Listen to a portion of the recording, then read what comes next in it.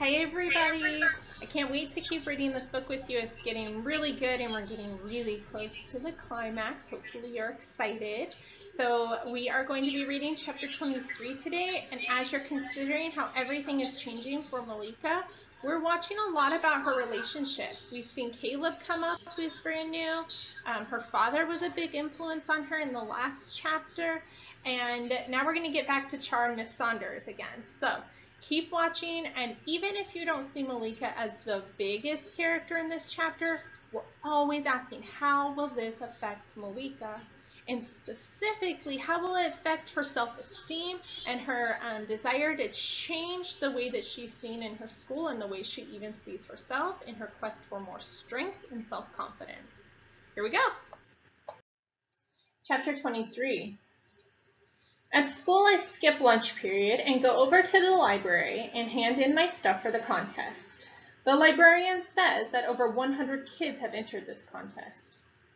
I almost take back my entry when she tells me that, but then I start thinking about how much time I put into my writing.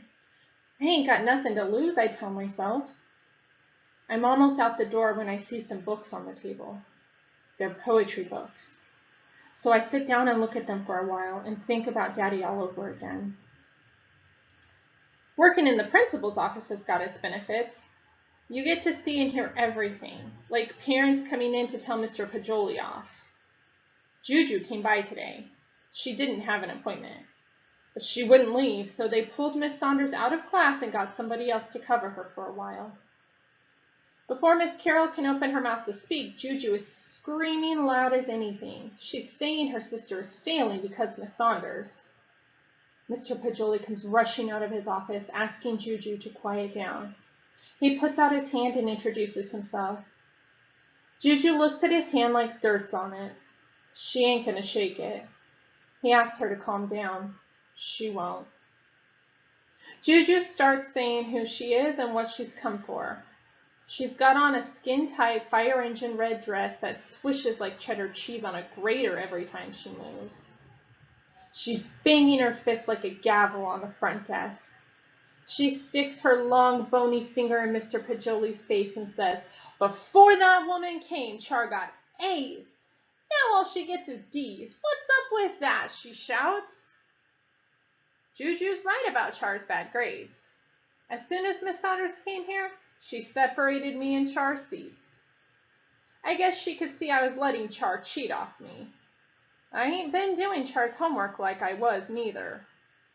Lately, I've been making up excuses, saying Mama's keeping me busy with chores, stuff like that. Before Mr. Pajoli answers Juju, Juju is on to a new subject. Char's all the time talking about that woman at home, mostly how mean she is. And ugly. That teacher can't be taking her problems out on my sister just because she's got burnt on the face or something. Mr. Pajoli asks Juju to come into his office. No, Juju says. She's not leaving until she sees Miss Saunders. Mr. Pajoli finally tells Miss Carroll to send for Miss Saunders. Miss Saunders comes into the office with her head up and her gradebook under her arm. She's wearing red today, too. She seems calm, maybe because she's never met Juju before. Mr. Pajoli waves his hand for Juju to follow him to the office. Juju shakes her head. No, we ain't hiding this behind no closed doors.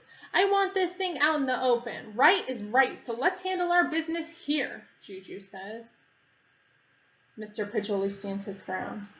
Business is handled in my office or not at all. Juju's still mouthing off, but she follows behind Mr. Pajoli. This is Char's third time in 7th grade, she says. Char can't afford to do no more time here. Her other teachers know that. They're giving her the grades she needs to move up. Miss Saunders hands Juju some papers. Most of them are incomplete, she says. Charlize would rather pass notes than do assignments, Miss Saunders tells her. Juju eyes the papers. I don't know what happened next. Miss Carroll told me to get the janitor and tell him the principal wants him to clean up the mess in the boys' room. Miss Carroll could have called the janitor on the intercom. She wants to get rid of me is all. The next time I see Juju, she's stomping out of the office saying Char better not flunk 7th grade. Her feet sound more like bowling balls falling to the ground than feet. Then all of a sudden she stops and stares Miss Saunders up and down. You don't know what you're doing. You never even taught kids before. You flunk my sister, you won't teach nowhere else. I know people, big time people, she says, walking out of there.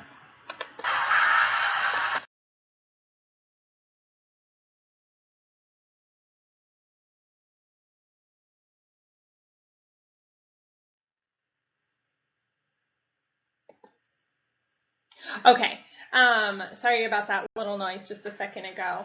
We do know that this is primarily a story about Malika. She is the main character, although we don't see her a ton in this chapter. We are getting her point of view here. And we are still trying to ask ourselves what factors are escalating Malika's conflict, because this is not a story about Char. And we're asking how the character is overcoming them. The reason why we might have this particular chapter about Char and Juju is because relationships are a big factor here, and two of the biggest relationships we've seen from Malika are Char and Miss Saunders. And we know that she's trying to decide right now, like, who gives her strength and what relationships are going to help her overcome her conflict.